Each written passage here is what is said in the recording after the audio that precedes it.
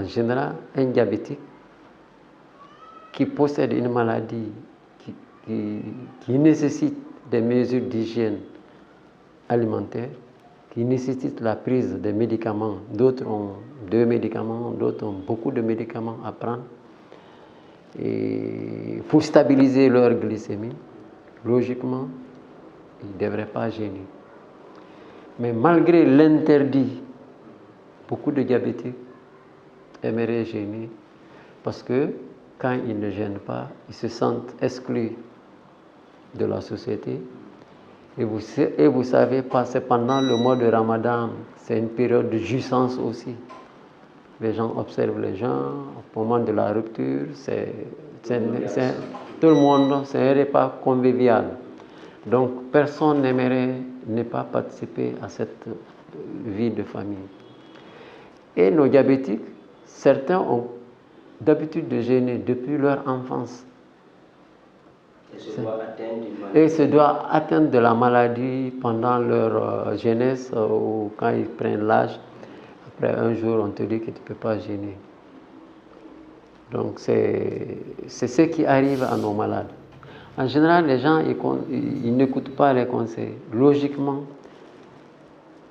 tout diabétique qui voudrait observer le jeûne de Ramadan doit voir son médecin traitant 1 mois, 2 mois avant le Ramadan pour évaluer l'état de son diabète, pour évaluer et ensemble décider comment réadapter son traitement s'il doit observer le jeûne et faire certains examens pour voir effectivement la moyenne de glycémie depuis les 3 derniers mois, ce qu'on appelle l'hémoglobine glyquée. C'est un examen qui montre la moyenne de glycémie. C'est un examen qui parle plus que la glycémie du moment. Donc, logiquement, on doit faire une consultation pré-Ramadan. Pendant cette consultation pré-Ramadan, c'est en ce moment-là on évalue tout. Quand on finit de faire l'évaluation, il y a les niveaux de risque établis chez les diabétiques avant d'observer le Ramadan. Il y a 3 niveaux de risque. Nous avons le risque modéré, nous avons le risque faible et nous avons le risque élevé, très élevé. Et quand le risque est très élevé, après l'évaluation pré-Ramadan, le médecin a l'attitude de dire aux malades de ne pas observer le jeûne à cause de ces risques-là. Parmi les risques modérés, c'est-à-dire c'est un diabétique qui est là, qui est stabilisé avec un traitement à base de comprimés à deux prises ou une prise avec les règles de mesure hygiéno-diététique plus un des médicaments et le malade est stabilisé. Quand on trouve que ce malade est stabilisé, c'est que ce malade-là n'a pas de risque. Il peut observer le jeûne. Si le risque est faible, il pourra observer le jeûne sans problème. Si le risque est modéré, c'est-à-dire il a un médicament de diabète qui stabilise ça, qui le permet de se stabiliser, ce malade, quand il est classé dans la catégorie de risque modéré, le médecin lui dira il doit observer le jeûne de Ramadan, mais avec surveillance médicale. Maintenant, il y a les risques élevés ou très élevés. C'est des malades qui ont des problèmes chroniques, d'insuffisance rénale, du fait que le diabète n'est pas stable. C'est les malades qui ont fait des comas acidocétosiques, c'est-à-dire la glycémie est montée pendant une période jusqu'à ce qu'il est dans le coma. Si ces cas-là arrivent 1 mois ou 2 mois avant le Ramadan, vraiment, ton score de risque est très élevé. Voilà. Aussi, c'est un malade âgé.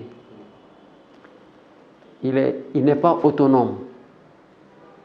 Il prend des comprimés parfois qui entraînent des hypoglycémies, qui font baisser le taux de sucre de façon extraordinaire.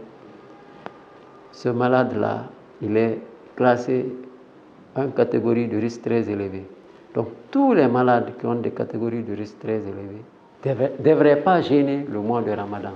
En termes d'alimentation, les malades qui ont des risques faibles ou modérés, qui ont des comprimés à prendre, parce qu'il y a les catégories des médicaments, des molécules de diabète. Il y a des molécules de diabète qui aident à stabiliser le diabète sans créer des problèmes, qu'on appelle les biguanides, ou communément appelés metformine ou glucophage. Ces médicaments se prennent à 2 prises. Si le malade a 2 prises, on le conseille de jeûner. À la rupture du jeûne, il doit d'abord commencer par une boisson chaude et après prendre 4 dattes, les dattes, et couper avec un repas un peu consistant, pas à base de riz. Et quand il finit de couper, il doit prendre son comprimé de metformine.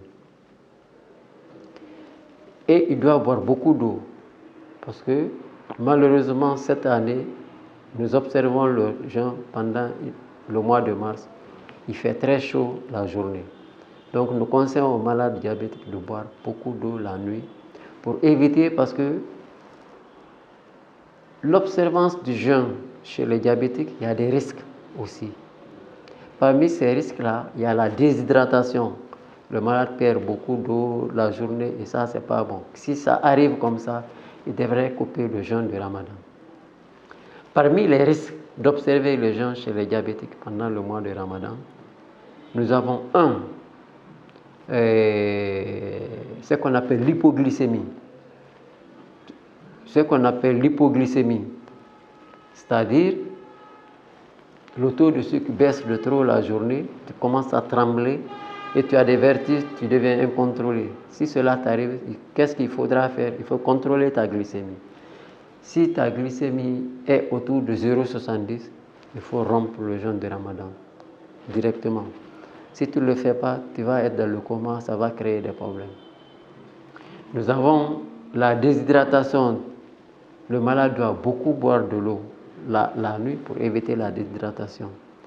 Nous avons aussi l'hyperglycémie. L'hyperglycémie, c'est quand le taux de sucre augmente trop dans le sang. Et quand le taux de sucre augmente trop dans le sang, le malade commence à boire beaucoup d'eau, à uriner fréquemment et il est fatigué. Si cela l'arrive, c'est des signes qu'il doit retenir. Si ces signes-là arrivent la journée, le premier réflexe, il faut contrôler ta glycémie. Si le taux de sucre est supérieur à 2,50 g jusqu'à 3 g, là aussi, le malade doit rompre le jeûne et prendre ses médicaments et boire beaucoup d'eau. Il y a aussi ce que j'ai dit tantôt, la déshydratation, et puis il y a la thrombose. C'est des risques-là qu'il faudra conseiller aux malades pendant cette période de Ramadan. Donc les malades à faible risque, à risque modéré qui doivent jeûner, c'est ça qu'il faudrait vraiment apprendre avant d'observer le Ramadan. Les malades, en général, je crois que le docteur est là pour dire à tout le monde de ne pas jeûner. Nous, notre rôle, c'est d'accompagner les malades et les aider quand ils veulent observer le jeûne et les accompagner pour pouvoir mieux observer le jeûne pendant cette période. Parce que c'est une période religieuse qui tient à cœur beaucoup de personnes. Comme je l'ai dit, d'autres y tiennent depuis leur enfance, ils observent le jeûne.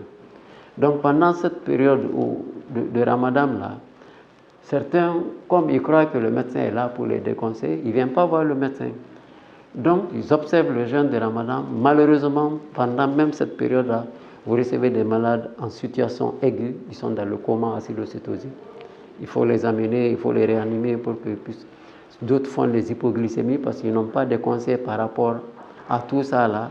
Donc, on reçoit vraiment, et pendant le Ramadan et après le Ramadan, les malades dans des situations aiguës, en coma acidocétosique, en coma hypoglycémique, ou des complications vraiment liées à cette période de Ramadan là.